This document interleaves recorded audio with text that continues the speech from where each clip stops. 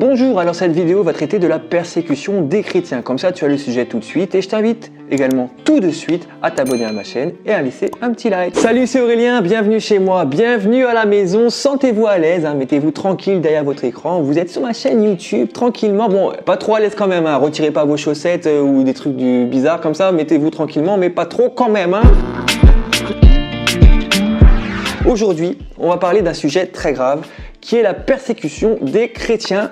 Oui, on parle de ce sujet parce que je voulais rebondir sur un sujet d'actualité très chaud qui a été la persécution des chrétiens en Algérie. Vous avez peut-être vu ces images choquantes de chrétiens qui sont persécutés, qui sont jetés de leur église. On les prend, on les jette de leur église.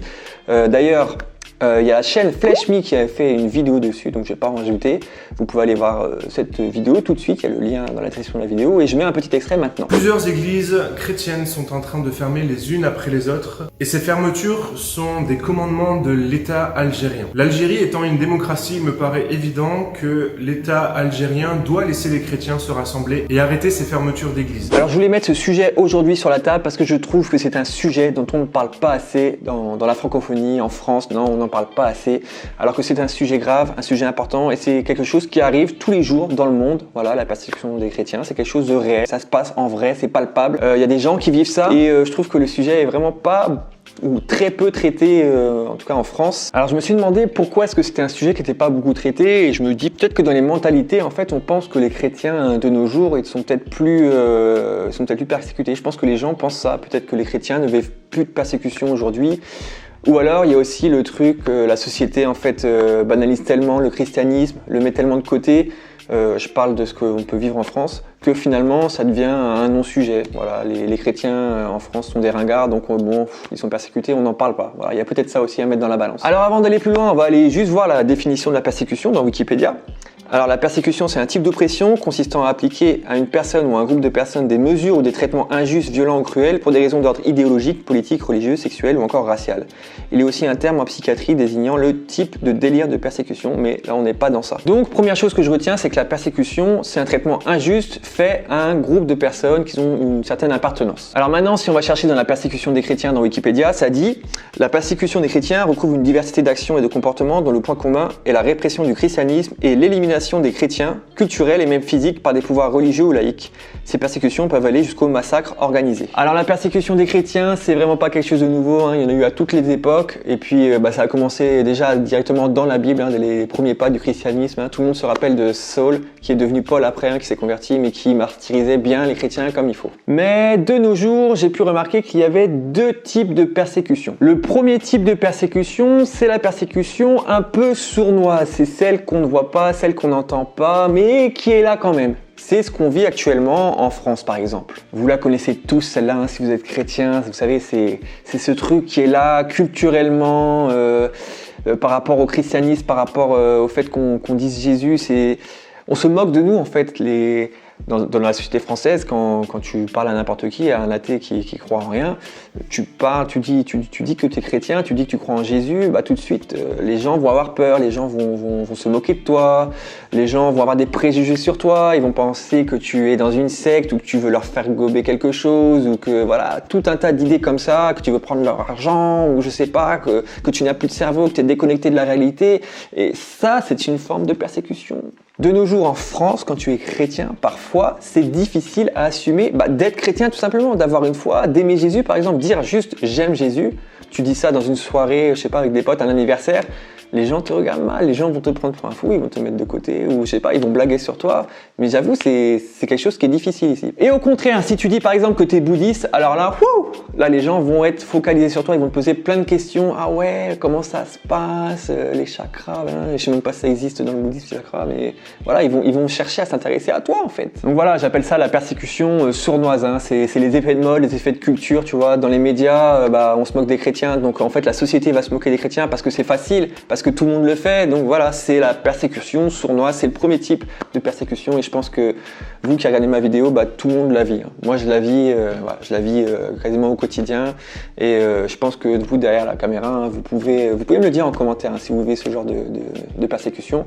Et moi j'ai envie de dire aussi courage à vous si vous êtes chrétien et que vous regardez cette vidéo. Surtout les plus jeunes, parce que quand on est jeune, c'est là où on forme sa personnalité, son estime de soi. Et quand on est au collège par exemple, des fois ça peut être difficile d'assumer sa foi, d'assumer le fait d'être chrétien et de faire face à certaines moqueries. Et si t'es pas chrétien et que tu regardes cette vidéo, sache que t'es le bienvenu sur cette vidéo déjà, tu peux continuer à regarder la vidéo jusqu'au bout et peut-être que toi t'as pas de clichés ou quoi que ce soit, mais si tu regardes et que t'as des clichés sur les chrétiens tout ça, faut discuter, faut aller vers les gens, faut discuter, tout comme nous on doit aller vers les gens pour discuter, apprendre à connaître les autres, Il ne faut pas rester sur ses préjugés. Allons discuter avec les gens, discutons. D'ailleurs, si t'es pas chrétien et que tu regardes cette vidéo, lâche un petit commentaire aussi et dis bonjour mes amis chrétiens, voilà. Je voulais illustrer cette persécution un peu sournoise avec l'exemple de Tim Calnez, qui est un YouTuber qui faisait du gaming avant, qui a fait d'autres vidéos par la suite, qui a eu un petit peu de succès, je crois qu'il a 200 000 abonnés. Et alors Tim, il a sorti une vidéo dimanche par rapport au Saint-Esprit où il dit qu'il invoque le Saint-Esprit, donc il va chez des amis, il invoque le Saint-Esprit avec eux. Et cette vidéo, il l'a retirée. Là je viens de voir qu'il l'avait retirée. Il l'a retirée parce qu'on lui a mis la pression tout simplement. Quand je regardais les commentaires sur cette vidéo, c'était un peu abusé. Ouais, c'est gênant, c'est malaisant, t'es dans une secte, des commentaires, des clichés, comme d'habitude sur les chrétiens. Et si vous prenez l'exemple d'autres youtubeurs qui ne sont pas de confession chrétienne, qui sont athées et qui font des vidéos sur des trucs, des invocations de démons ou de je ne sais quel esprit, et là dans les commentaires vous ne retrouverez pas ce genre de commentaires et les gens seront même contents, ils feront des lol, des trop bien ta vidéo. Il y a le 2 poids 2 mesures qui se fait. Donc quand tu invoques des esprits démoniaques, les gens sont waouh trop bien, mais quand tu fais une vidéo comme Tim où il invoque le Saint-Esprit, donc en rapport avec sa foi, il a une foi chrétienne, donc lui il invoque le Saint-Esprit, et là les gens sont c'est trop malaisant, t'es dans une secte, etc. Donc voilà, un petit exemple de la vie. On arrive au deuxième type de persécution, et là on rigole plus. C'est ce que j'appelle la persécution dure. On arrive dans le dur, tu vois, ça boxe. C'est violent, c'est extrêmement violent. C'est pour ça que je dis que nous, ce qu'on peut vivre en France, c'est petit, on est au petit niveau, tu vois. C'est la persécution sournoise et la persécution dure. Ça va être de la violence, on tue les gens carrément, on tue les gens. Je suis sur le site du Figaro et là, tenez-vous bien, j'ai des chiffres. 245 millions de chrétiens sont persécutés dans le monde en raison de leur foi. C'est énorme. Pour aller plus loin, on peut tout simplement aller faire un tour sur le site de porteouverte.fr et le lien est dans la description de la vidéo. Et je vous invite à aller sur cette petite carte, l'index mondial de la persécution des chrétiens 2019, où on voit les pays du monde avec 3 couleurs. Donc il y a la couleur rouge, c'est la persécution extrême, la plus forte. La couleur orange, très forte persécution. La couleur jaune, forte persécution. Donc on voit les pays dans le monde où il y a le plus de persécution. Par exemple là, si je clique en Libye, en Libye, vous allez voir là, hop, il y a une petite note, il y a des petites notes à chaque fois. Donc plus la note est élevée et plus forcément c'est extrême. Donc là en violence on est à 9,6 sur 20. Mais sur tout le reste, on est à 16, 16, 15, 15, voilà. Après, on peut aller plus loin en regardant le profil complet du pays, donc la Libye. Il y a toute une description qui se fait. On va revenir en arrière. Alors, si on prend un truc qui est d'actualité, par exemple l'Algérie, 42 millions d'habitants, 125 000 chrétiens. Et ce qui est le plus fort en Algérie, c'est la vie familiale. Donc la vie familiale pour les chrétiens est difficile avec un 14,2. Un pays où les chrétiens sont beaucoup tués, c'est le Nigeria, on va voir ce qui se passe. Donc Nigeria, 195 millions d'habitants et 91 millions de chrétiens. Et là, on est sur violence, on est sur du 16,7 au niveau de la violence. C'est beaucoup, c'est énorme. Je crois que c'est un des pays où il y a le plus de chrétiens tués au monde, le Nigeria. On a par exemple à Pâques plus de 40 chrétiens tués. Le Nigeria, c'est vraiment horrible ce qui se passe pour les chrétiens là-bas. Alors voilà, par exemple, là sur le site Porte Ouverte, avec ce petit graphique, plus de 245 millions de chrétiens sont fortement persécutés. Donc ça fait 1 chrétien sur 9 dans le monde. Les chiffres en 2019, 4305 chrétiens tués, 3150 chrétiens détenus et 1847 églises ciblées. Je vous encourage fortement à aller sur ce site et à soutenir Porte Ouverte. Il y a un index tous les ans qui sort avec des chiffres et des statistiques, il y a des témoignages et tout, et c'est vraiment un boulot formidable qu'ils font, Porte Ouverte. Donc bravo à vous pour ce travail. Et d'ailleurs, on se regarde tout de suite un extrait d'une vidéo de Porte Ouverte, le top 5 des pires pays où les chrétiens sont persécutés. Voici les 5 pays où en 2019, les chrétiens sont le plus durement persécutés. Numéro 5, le Pakistan. Les lois anti-blasphème sont un danger constant pour les chrétiens. Ils peuvent à tout moment être accusés de blasphème contre Allah ou le prophète Mahomet et être condamnés à mort. Les chrétiens sont considérés comme une catégorie inférieure de la population et font l'objet de graves discriminations. Alors je vais faire une petite parenthèse, il y a un truc qui me vient en tête là, c'est les Rohingyas. Alors je ne sais pas si vous avez entendu parler de ce peuple, les Rohingyas, ça a fait vraiment du bruit l'année dernière ou il y a 2 ans, où voilà, il y a beaucoup de célébrités qui ont défendu la cause des Rohingyas. Donc c'est le peuple le plus persécuté au monde. Ils ont une majorité musulmane.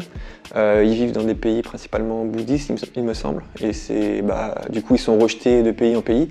Et dans ce peuple, les Rohingyas, qui sont à majorité musulmane, il y a une minorité chrétienne. C'est-à-dire que c'est un peuple qui est persécuté de base parce qu'ils sont musulmans. Mais dans ce peuple, il y a des chrétiens qui sont persécutés par leurs frères et sœurs qui sont musulmans, par exemple. Donc, vous voyez les imbriquements. Donc, c'est un peuple persécuté, mais qui persécute les autres. Enfin, c'est une histoire sans fin et du coup, ça m'a fait le tilt, ça m'a fait penser à ça. Et pour revenir au fait que ouais, quand tu es chrétien, c'est difficile parce que tu es persécuté. Et maintenant, on va pas faire une fixette sur les chrétiens non plus. Moi, je trouve ça dommage. Maintenant, on est en 2019, qu'on soit peu importe où on est dans le monde en fait, que quand tu crois en quelque chose, que tu sois chrétien, musulman, bouddhiste ou quoi que ce soit, qu'on ne puisse pas avoir la foi qu'on veut sans être méprisé, sans être tué carrément. Donc voilà. Soyons dans la paix, dans la joie, dans l'amour, s'il vous plaît. Et je prie vraiment, Seigneur, que tu puisses apaiser les cœurs par rapport à ça. Pour finir avec cette vidéo, je voudrais vous présenter 2 produits que j'apprécie particulièrement qui parlent de la persécution des chrétiens. Le premier, c'est l'album de Leader Vocal, j'en ai déjà parlé dans d'autres vidéos. Il préférait nous voir morts. Donc c'est un album complètement dédié à la persécution des chrétiens. Voilà, le thème, c'est ça. D'ailleurs, vous pouvez le voir sur la pochette. Un excellent album de Leader Vocal. Et tout de suite, je vous mets un extrait. Plus tu frappes, plus on tient. Toujours main dans la main. On avance, tu recules. Notre règne est sans fin. Souvent seul comme un cri sans réponse. Oubliés du monde nous appelle sans réponse. Ils disent qu'il n'y a pas que nous qui souffrons. C'est Satan qui nous tente. Le monde nous engouffre un canon sur la tempe. Des chrétiens tués sur leur liste d'attente. J'ai dansé confessionnel, chaque vie prise. Le sang des martyrs, la nuit vous hante. Notre monde n'est pas ici. Notre vie est ailleurs. Nous on vit pour le Messie. Vous acclamez-le au Messie. Et le deuxième produit dont je vais vous parler, c'est ce livre « Je suis N ». Et alors pourquoi je suis N? Parce que le N, c'est la lettre en arabe pour représenter les chrétiens. Comme, je ne sais pas si vous vous rappelez, pendant la Seconde Guerre mondiale, quand on était juif, les Allemands mettaient l'étoile de David, par exemple, si c'était un magasin d'un juif, ils mettaient l'étoile sur le magasin. Voilà. Donc comme ça, tu étais reconnu et discriminé. Et il se passe pareil pour certains chrétiens d'Orient. Quand ils sont chrétiens, on met ce petit sigle-là sur leur maison, sur leur boutique, et puis du coup, ils sont persécutés à cause de ça. Ça ne traite pas que de ça, ce livre, c'est des témoignages de chrétiens qui sont persécutés et c'est vraiment, vraiment, vraiment touchant et ça remet les pieds sur terre en fait. Ça remet les pieds sur terre et je vous encourage vraiment à lire ce livre. C'est aux éditions Urania et c'est disponible sur le site de la Maison de la Bible. On your house in Mosul, then you're marked. N stands for the word Nasara. It's the Arabic word meaning Nazarene. It's the way Christians are identified in the Quran. So ISIS was using this to mark the Christians, to drive them out of Mosul. They took over our town. They wrote none for Nasrani over my house and my store as a sign that we are Christians.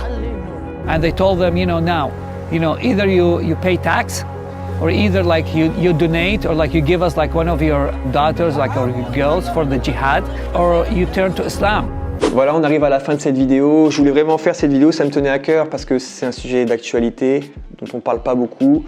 C'est aussi un sujet qui permet de se rendre compte qu'on est bien confortable chez nous en France, hein, quand on voit qu'il y en a qui se font étrangler, tuer, violenter de toutes parts, et que nous on est tranquillement ici, ouais, on est tranquille, même si c'est vrai qu'il y a cette persécution sournoise, mais il faut avouer qu'elle est quand même moins difficile à supporter qu'un coup de batte dans la tête par exemple.